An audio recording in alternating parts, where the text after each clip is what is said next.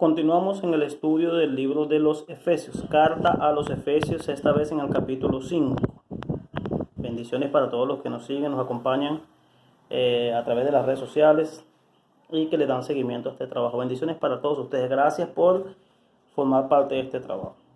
El capítulo 5 comienza de la siguiente manera. Leeremos y explicaremos al mismo tiempo para ganar tiempo. ¿Ok? Sed pues imitadores de Dios como hijos amados. Entonces, los versículos anteriores del capítulo 4 venían hablando sobre quitarse de vosotros toda amargura, enojo, ira, más bien ser benignos unos con otros, perdonándonos unos a los otros, como también Dios nos perdonó a vosotros en Cristo. Entonces, ser imitadores pues de Dios como hijos amados. Como Él nos perdonó en Cristo, seamos imitadores de Dios en el perdón. Hablar de perdón no es fácil porque perdonar no es fácil. Perdonar es dejar pasar cosas que a veces nos duelen y nos hicieron daño. Pero es un desafío para los creyentes de hoy aprender a perdonar. Entonces, ser imitadores de Dios como hijos amados. Y andad en amor. Nuevamente el amor aparece como un principio normativo. Amor como principio normativo de la vida del creyente. Como también Cristo nos amó. Andar en amor. Así como Cristo nos amó, nosotros también andar en amor. Cristo nos amó y se entregó a sí mismo en ofrenda y sacrificio a Dios en olor grato. Un amor maravilloso, un amor que tiene una demostración tan importante porque Él nos amó y se entregó a sí mismo por nosotros en nuestro lugar. Murió y eso quiere decir que el Señor fue hasta las últimas consecuencias para amarnos y para demostrar ese amor, un amor práctico. Es importante que nosotros los cristianos tengamos un amor práctico, un amor que pase del discurso a la práctica, un amor que pase del hablar al hacer. Nosotros debemos demostrar ese amor, ese es un amor que debe abarcar no solo los de adentro que están en las congregaciones, que creen en la misma fe que nosotros, sino también debe mostrarse con los de afuera. Así como Cristo se entregó y hizo una manifestación de amor extremo, nosotros también tenemos que amar a nuestros hermanos y aún hasta a nuestros enemigos, amar a todo el mundo. Pero fornicación y toda impureza o avaricia, ni aun se nombre entre vosotros, como conviene a los santos. No se nombre ni impureza ni fornicación, es decir, que no sean parte de nuestra práctica. Impureza, avaricia, esas cosas forman parte de la vida pasada, forman parte del viejo hombre.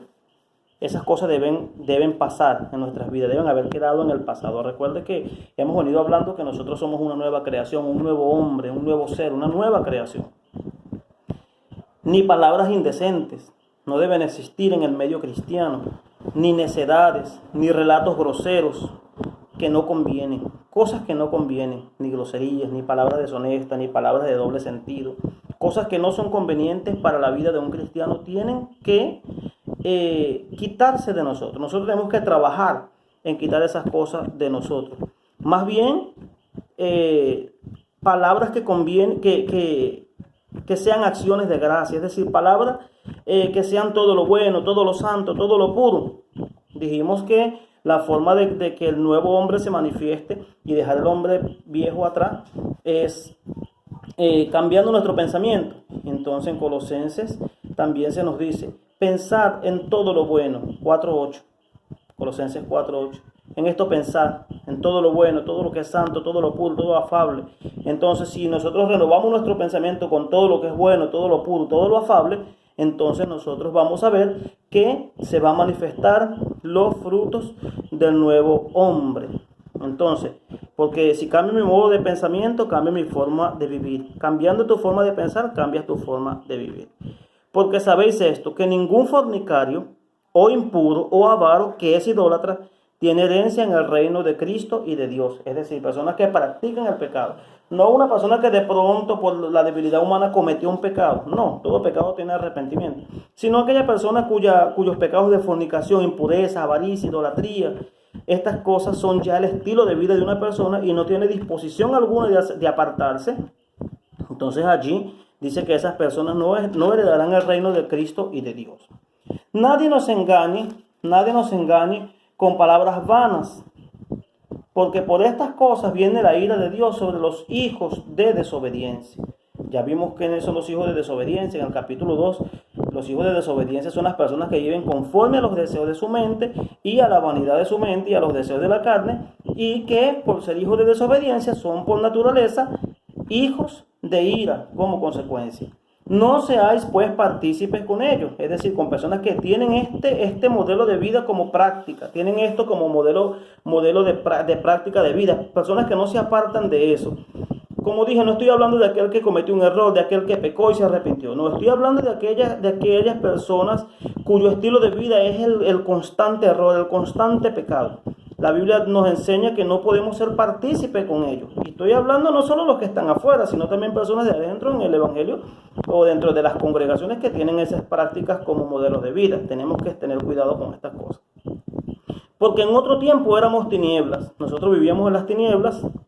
Y el Señor dice, pero ahora sois luz en el Señor. Es decir, éramos tinieblas, ahora el Señor nos trajo a su luz admirable, que es Cristo. Entonces anden como hijos de luz. Porque el fruto del Espíritu es manifestado en toda bondad, justicia y verdad. Aquí vemos otro, en el capítulo pasado hablamos sobre los frutos del Espíritu, sobre la bondad, la humildad, la mansedumbre. Aquí también vemos que debemos andar en otro fruto como es la bondad, la justicia y sobre todo la verdad. Es importante esto, comprobando lo que sea agradable al Señor. Nosotros vamos, el capítulo 5 de los Efesios es un capítulo donde habla sobre la regulación del comportamiento cristiano y presenta algunos frutos del Espíritu como norma de vida, como principios normativos, principios que nortean la fe cristiana y que deben estar presentes en la fe cristiana. Una persona que se dice llamar cristiano tiene que tener estos frutos. Y si no los tiene, tenemos que trabajar en eso, en tener en nuestras vidas los frutos del Espíritu, en todo amor, en toda paciencia, en toda benignidad. Estas cosas tienen que estar en nosotros. Por lo menos son las características, por lo menos es el cómo debe ser. Hay una discrepancia grande entre el cómo debe ser y lo que es. Hay una diferencia grande entre el dicho y el hecho. Cosas, esas no deben existir.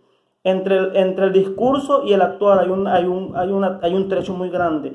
Y nosotros los evangélicos, los cristianos, que nos llamamos cristianos, tenemos que disminuir esta distancia abismal que hay entre lo que decimos y lo que hacemos. Es decir, tenemos que empezar a vivir lo que predicamos. Que Dios tenga misericordia de nosotros.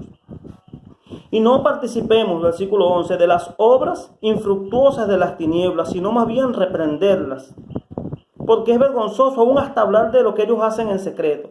No participemos de las obras infructuosas de las tinieblas. Muchas veces no lo hacemos nosotros directamente, pero participamos de manera directa o indirecta de ciertas injusticias. Y no se crea que no existen injusticias dentro de la iglesia del Señor. Infelizmente existen. Y no podemos cerrar los ojos a esta realidad triste. Más bien tenemos que denunciarlas. Más bien tenemos que hablar estas verdades para que las personas despierten y los que no conozcan a Dios no se dejen llevar por esos modelos de vida. Quien se llama ministro, quien se llama hijo del Señor, tiene que comportarse como tal, tiene que honrar el llamado de esa vocación. Y aquí en el capítulo 5 de los Efesios vamos a ver todo lo que es trabajar con el carácter. El carácter es algo tremendo porque es la manifestación de la vida que nosotros traíamos. Nosotros traíamos un modelo de vida que aprendimos de nuestros padres. Muchos éramos chismosos, muchos éramos rencoristas, muchos odiábamos, muchos teníamos costumbres de robar, muchos teníamos costumbres, hay familias cuyas costumbres eran iracundos. Hay muchas cosas que nosotros traíamos de esa vieja vida y ahora en Cristo nosotros tenemos que empezar a trabajar en la formación de nuestro carácter.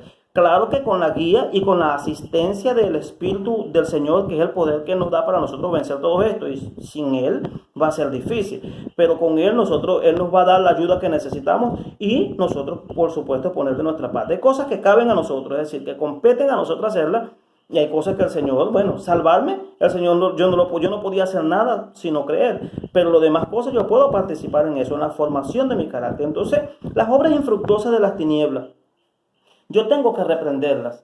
Yo como cristiano no puedo participar en cosas que sean infructuosas, en cosas que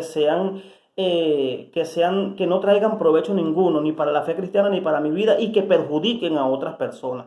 Hoy día muchos cristianos, por lo menos esto se ve mucho en el ámbito de la política, y yo creo que ya ustedes saben cuál es mi posición al respecto. Y no lo digo por nada malo, sino porque la era, y lo dije en el tema, ¿qué significa que Dios quita y pone reyes? Vimos que muchas personas cristianas, por lo menos en Venezuela, que han tomado parte en la presidencia o por lo menos participado de alguna gobernación, de alguna alcaldía, de alguna cosa, han sido los gobiernos más corruptos que existen. Y nosotros, infelizmente, hay muchos cristianos participando de obras infructuosas de las tinieblas. Nosotros no podemos aprobar esto. Nosotros tenemos que reprender las obras de las tinieblas en cualquiera de sus manifestaciones. Hay muchos cristianos que infelizmente participan de legalizar situaciones que no son del Señor, que no pertenecen a la fe ni a las buenas obras. Estas cosas nosotros tenemos que reprenderlas y estar constantemente vigilando con estas cosas, porque la formación del carácter es un proceso lento que implica dejar hábitos, modelos de vida que tú traías durante muchos años. Tu vida, tu ser, tu voluntad, tus pensamientos estaban habituados a eso. Y ahora tú estás caminando en una corriente diferente. Entonces tú tienes que aprender a denunciar las obras infructuosas de las tinieblas. Y en la congregación, cuando tú no te dejes participar para destruir a un hermano, esas cosas, yo lo digo porque realmente existen dentro de las iglesias. No podemos taparnos los ojos a esa realidad. Y yo no estoy aquí hablando de nadie. Por el contrario, estoy defendiendo lo que la palabra del Señor enseña. Y nosotros tenemos que poner los principios del Señor por encima de cualquier cosa, de cualquier interés que nosotros podamos tener. Y yo, como no tengo interés con nadie también, yo no tengo interés en estar bien con nadie, yo estoy aquí para hablar la verdad. Entonces vamos a reprender las obras de las tinieblas, sean cual sea. Si te llaman para testificar en contra de alguien que tú sabes que no es verdad lo que está diciendo, no participes de eso. No participes de eso. Porque es vergonzoso aún lo que ellos hacen en secreto. Versículo 13. Mas todas las cosas son visibles cuando son expuestas a la luz, porque lo que manifiesta todo es la luz. La luz, en este caso, sería cuando nuestros testimonios quedan abiertos. Nosotros somos carta leída al mundo y somos personas cuyo comportamiento está abierto al mundo. Y las personas están atentos en lo que nosotros hacemos o no hacemos. Por lo tanto, si decimos que somos cristianos, vamos a irnos apartándonos gradualmente del mal hasta llegar a un momento donde nosotros podamos honrar a Dios con nuestra vida, con nuestra forma de vivir y con nuestro testimonio. Por lo cual dice, despiértate tú que duermes y levántate de entre los muertos y te alumbrará Cristo. Despiértate tú que duermes y levántate de los muertos y te alumbrará Cristo. Es el llamado del Señor hoy. Si nosotros por lo menos, yo no voy a hablar que esto sea con los hijos de Dios, porque es evidente que los hijos de Dios no están muertos. Los hijos del Señor tienen vida. Pero más que todo aquí le está hablando a los creyentes que estaban pasando por un letargo espiritual, o personas que de repente estaban pasando por un dormir en el Evangelio. Nosotros pasamos por esas etapas en algún momento de nuestras vidas. Entonces miren pues con cuidado cómo andéis, no como necios, sino como sabios, aprovechando bien el tiempo, porque los días son malos. El sabio aprovecha bien el tiempo, el sabio sabe el tiempo que está viviendo, el sabio entiende el compromiso del tiempo que está viviendo.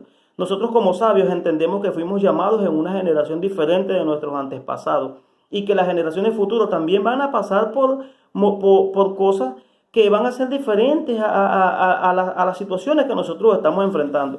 Nosotros estamos enfrentando la batalla más grande de nosotros, es una batalla ideológica en muchos ámbitos donde la iglesia tiene que actuar como una persona sabia. Nosotros debemos actuar como creyentes sabios para dar respuestas al mundo, porque como lo dije en otros videos de esta serie de los Efesios, las personas están buscando respuestas en la filosofía, están buscando respuestas en la psicología, pero en la iglesia no están buscando respuestas. Y nosotros tenemos que despertar nuestro entendimiento porque los días son malos. Estamos viviendo tiempos difíciles. Pero esto fue escrito hace 2000 años atrás también, y eran difíciles también. Es decir, este tiempo no es mejor que el tiempo pasado, ni es peor. Cada día trae su propio mal, cada generación trae su dificultad. Y la iglesia fue levantada en tiempos de dificultad. Nosotros somos levantados en tiempos de dificultad. Y esos son los mejores tiempos cuando la humanidad demuestra, donde la humanidad demuestra un avance. Ahora con esta dificultad del coronavirus hemos entendido que hasta el planeta Tierra necesitaba reposar. Lo hemos entendido. O por lo menos vamos a decir que estamos intentando entenderlo. ¿Ok? Entonces, vamos a aprovechar bien el tiempo, en todos los sentidos. Aprovechar bien el tiempo, yo le digo, aprovecha el tiempo a los jóvenes, invierte tu juventud en el Señor. Le digo aprovechar el tiempo a los niños, le digo aprovechar el tiempo en todo lo que nosotros podamos para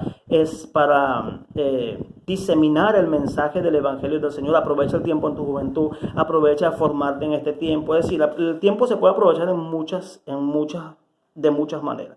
Por lo tanto, no sean insensatos, sino entendidos de cuál sea la voluntad del Señor. Y en otras palabras, de la misma Biblia dice que la voluntad del Señor es buena. En Romanos dice que la voluntad del Señor es buena, agradable y perfecta, en Romanos 12. Entonces ya sabemos que si la voluntad del Señor es buena, agradable y perfecta. Pero ¿por qué nos enseñan aquí que nosotros tenemos que ser entendidos al saber cuál es la voluntad del Señor? Muchos creyentes de hoy ignoran quiénes son ellos en el Señor. Muchos creyentes de hoy no tienen identidad. Y por eso el Señor nos llama hoy a que sepamos y descubrir cuál es la voluntad del Señor. La voluntad del Señor es que la gente se sabe, la voluntad del Señor es que tú te formes, la voluntad del Señor es que tú crezcas, la voluntad del Señor es que tú seas feliz, pero nuestros errores, nuestras decisiones no nos dejan tener una vida conforme al corazón de Dios. Y no os embriaguéis con vino, en lo cual hay disolución o desenfreno, dice aquí, antes bien se lleno del Espíritu.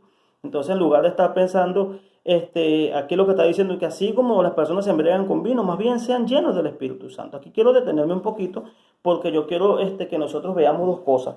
Lo que es la llenura del Espíritu Santo, el entendimiento incorrecto de lo que es ser lleno del Espíritu Santo y el entendimiento correcto de lo que es ser lleno del Espíritu Santo. Hoy día por muchas corrientes evangélicas se entienden como llenura del Espíritu Santo hacer unos movimientos corporales o hacer ruidos con la boca o de repente hablar unas que otras lenguas, y eso es ser lleno del Espíritu, o decir Dios te dice, o profetizar alguna cosa. Mas nosotros sabemos que eso no es verdad. Ser lleno del Espíritu es desenvolver en la vida de un cristiano los frutos del Espíritu. Mas el fruto del Espíritu, dice Gálatas, es amor, gozo, paz, paciencia, benignidad, bondad, fe.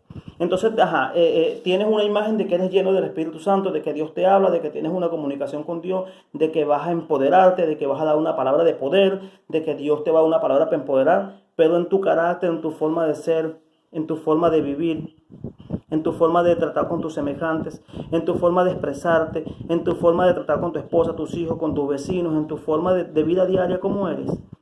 Eres una persona indeseable. Hay muchos hijos que no quieren saber que sus padres son evangélicos porque en la iglesia revientan al diablo en 4 pedazos y echan fuera 1000 demonios, pero en sus casas a veces las personas no los quieren ni los aprecian porque son personas que se dicen ser llenos del Espíritu Santo, pero no reflejan los frutos del Espíritu: amor, tolerancia, gozo, paz, paciencia, benignidad, bondad, fe, mansedumbre. Hay muchos cristianos, muchas personas que se llaman ser llenos del Espíritu Santo porque hablan 3 o 4 lenguas, como dije, revientan al diablo en 4 pedazos, pero no muestran en su vida diaria, hacen negocios errados, tienen una vida infructífera, y entonces a veces andan por allí diciendo ser llenos del Espíritu Santo porque de repente hablan 2 o 3 lenguas, de repente, quién sabe, manifiestan algunos vestigios de que el Espíritu Santo está con ellos. Con certeza que el Espíritu Santo está con nosotros, pero una persona que tiene este comportamiento, eso no es vida en el Espíritu. Hay que desenvolver una vida en el Espíritu, porque ser lleno del Espíritu Santo, ¿qué es lo que cuando yo digo una persona es llena del Espíritu Santo? Yo veo cómo enfrenta los problemas, cómo enfrenta las dificultades. Una persona llena del Espíritu Santo, ¿cómo se enfrenta a la vida cuando tiene la pérdida de un ser querido? Una persona llena del Espíritu Santo, ¿cómo enfrenta con paciencia, cómo tolera, cómo es una persona llena de amor, de frutos del Espíritu? A eso llamo yo llenura del Espíritu. No estoy diciendo que yo lo sea, estoy diciendo cómo estoy comprendiendo lo que es ser lleno del Espíritu Santo. Dice que debemos, en este sentido, hablando entre vosotros con salmos, con himnos y cánticos espirituales, cantando y alabando al Señor en vuestros corazones.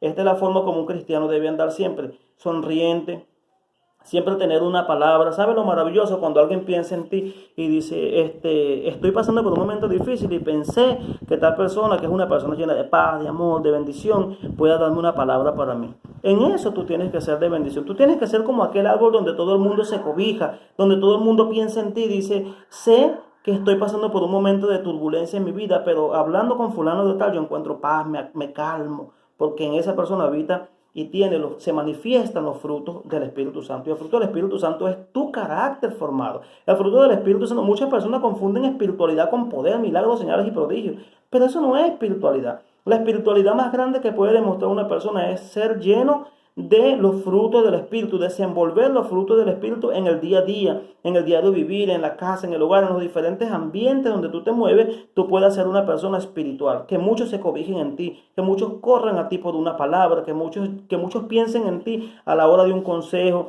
a la hora de calmar una discusión, a la hora de bajar los ánimos, a la hora de ser una persona pacificadora. Eso es lo que yo llamo espiritual. Pero hoy día muchas personas entienden espiritual como menear la cabeza y hacer un poco de cosas Eso no define espiritualidad.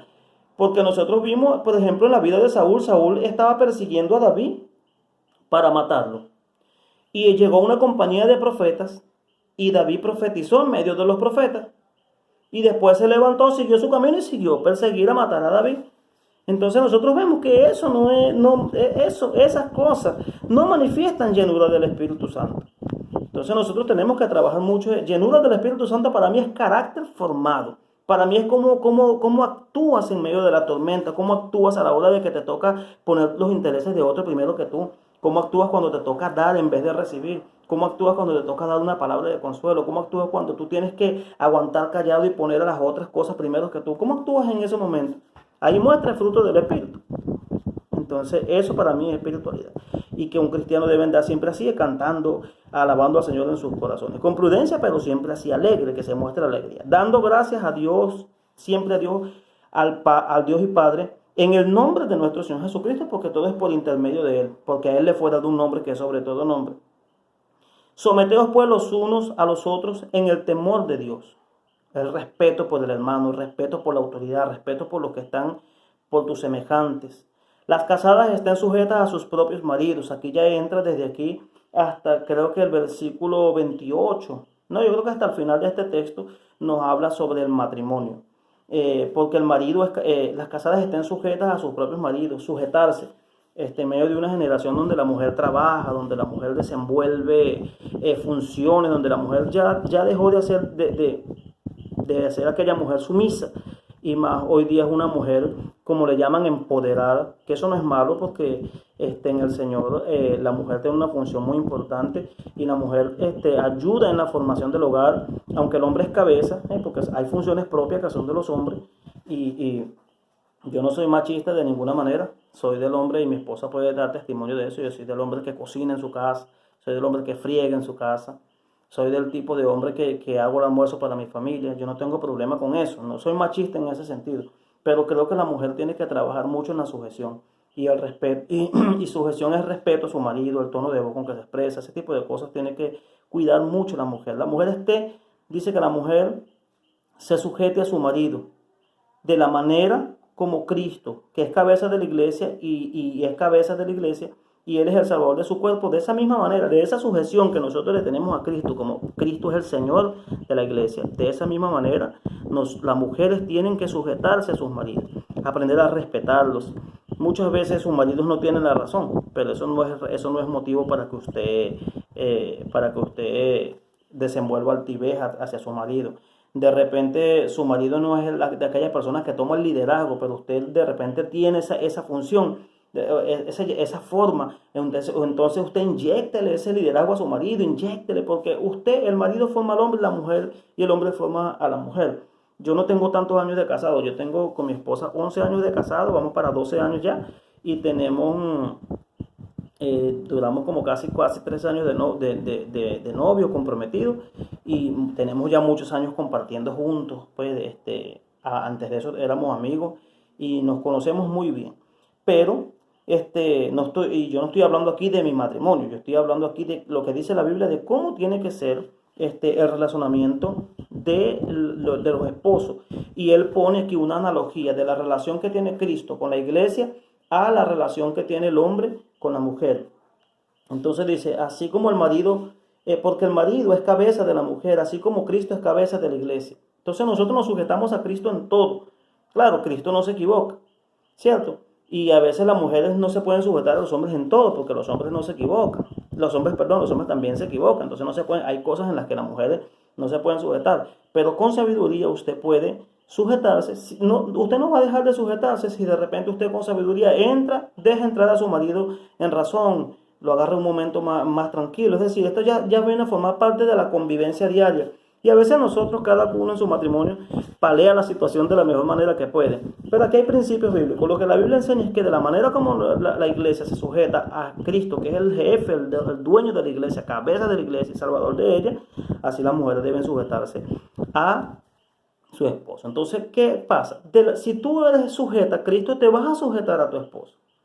Pero a su vez, si no te sujetas a tu esposo, tampoco eres capaz de sujetarte a Dios. Es decir, él está poniendo una analogía y donde reina primero que la relación interpersonal. Si tú te sujetas bien, tienes un buen relacionamiento con tu esposa, con tu esposo, entonces eso es garantía de que tú te estás sujetando a Dios. Pero el relacionamiento que tú tienes horizontal con tu esposo es producto del relacionamiento que tú tienes vertical con Dios. Por eso es que la cruz, ella es así. Tiene una asta y tiene una línea también horizontal. ¿Por qué? Porque de tu relacionamiento que tú tienes con Dios es el relacionamiento del relacionamiento vertical, es decir, Dios y tú, de eso es lo que tú tienes, un relacionamiento horizontal con tu esposa, tu esposo, con tus semejantes, tu familia y con los vecinos, con todo el mundo, con tus semejantes. Entonces, así como la iglesia está sujeta a Cristo, las mujeres también lo estén a sus maridos. Es un mandamiento o una recomendación que el apóstol aquí, el autor de los Efesios, vamos a hablar como tiene que ser, está dando para los Efesios, y en este caso, como es un principio normativo del matrimonio, por extensión lo tomamos para nosotros. Maridos, amen a sus esposas, así como Cristo amó a la iglesia y se entregó a sí mismo por ella. Es un amor puro, pero amor no significa también que el esposo tiene que cumplir a cabalidad la voluntad de la esposa. El esposo está para agradar al esposo y la esposa al esposo, pero eso tiene que ser un relacionamiento mutuo, un entendimiento mutuo. No debe ser unilateral, esto tiene que ser bilateral. Así como Cristo se entregó a sí mismo por la iglesia para santificarla, habiéndola purificado en el lavamiento del agua por la palabra. Día a día el Señor está produciendo una iglesia santa, el Señor está santificando a su iglesia, lavándola por la palabra. Cada vez que hay una palabra revelada o iluminada, cada vez que surge una palabra que verdaderamente rompe los yugos y quita los velos, a través de esa palabra el Señor está lavando a su iglesia. El Señor está purificándola y dice que Él lo está haciendo para presentársela a sí mismo, una iglesia gloriosa, porque la iglesia es su cuerpo, entonces Él está lavando su cuerpo a través de la palabra, porque Él quiere que la iglesia sea gloriosa, que no tenga ni mancha, ni arruga, ni contaminación, ni cosas semejantes. Hay muchas corrientes evangélicas que relacionan estas manchas, arrugas y contaminación con que mujeres que usan falda, pantalón y zarcillo, ya hemos hablado de eso en otros temas, pero eso no tiene nada que ver con eso. Una iglesia, una mácula, una mancha puede ser el mal testimonio, puede ser falta de amor, puede ser falta de perdón. Eso sí son manchas que verdaderamente hacen que nuestras vestiduras espirituales se manchen. Así también los maridos deben amar a sus esposas como a sus mismos cuerpos. El que ama a su esposa, a sí mismo se ama. Entonces la iglesia, el Señor está purificando a su iglesia. Y es decir, es una analogía entre el matrimonio de Cristo con la iglesia y el matrimonio del hombre con la mujer. Si yo, así como yo respeto a Dios, debo respetar a mi esposa. Pero yo respeto a mi esposa porque eso es producto del respeto que yo le tengo a Dios. Es decir, una cosa conlleva a la otra. Yo soy fiel a mi esposa porque soy fiel al Señor. Entonces, en la medida que tú amas a tu esposa, amas a Dios, en esa medida tú vas a amar y respetar a tu esposa. En un relacionamiento sano que tú tienes con Dios, en esa medida vas a también tener un relacionamiento sano con tu esposa y con tus semejantes. Los maridos deben amar a sus esposas como a sus mismos cuerpos. El que ama a su esposa, a sí mismo se ama. Claro, porque son una sola carne y uno forma parte del otro. Porque ninguno aborreció jamás a su propio cuerpo. Si ella forma parte de tu cuerpo, tú la sustentas y la cuidas de la manera como Cristo sustenta y ama a la iglesia. Porque somos miembros de su cuerpo, de su carne y de sus huesos. Es decir, es una unión intrínseca, una unión profunda en Cristo por el Espíritu Santo. Por esto también dejará el hombre padre y madre y se unirá a su esposa y los dos serán una sola carne. Grande es este misterio. Pero yo digo esto al respecto de Cristo y la iglesia, que estamos viendo que es una analogía. Así como es la relación humana, así no debe ser, es decir, como nuestra relación con el Señor como iglesia, así debe ser nuestra relación con nuestras esposas. Por tanto, cada uno de vosotros también ame a su esposa como a sí mismo y la esposa respete a su marido. La esposa respete a su marido. Es más difícil la esposa respetar a su marido, pero también es difícil que los hombres muestren signos de amor hacia sus esposas. En este tema, como estamos en el mes de la familia, antes de terminar el mes de mayo, yo prometo llevar un tema sobre la familia y lo vamos a llevar en unión con mi esposa y vamos a dar un tema, yo no voy a decir que yo soy 100% ejemplo de una familia santa, pero sí tenemos muchos años, tenemos 2 hijos y tenemos años luchando pues, por un relacionamiento eficaz. No es fácil esta situación, pero el Señor nos ha dado la victoria y bueno, ya tenemos unos cuantos años y seguiremos luchando adelante. Bendiciones, este es el resumen del capítulo 5 del libro de los Efesios. Quiero enviarle muchas bendiciones a toda la gente en Colombia, México, Perú, Ecuador, Venezuela, desde los diferentes lugares que nos escriben. Colombia, bendiciones para toda la gente de Colombia. Y deseamos que la paz del Señor esté con todos ustedes. Que el Señor les bendiga. Ha hablado para ustedes el pastor Joyce Sánchez. Bendiciones.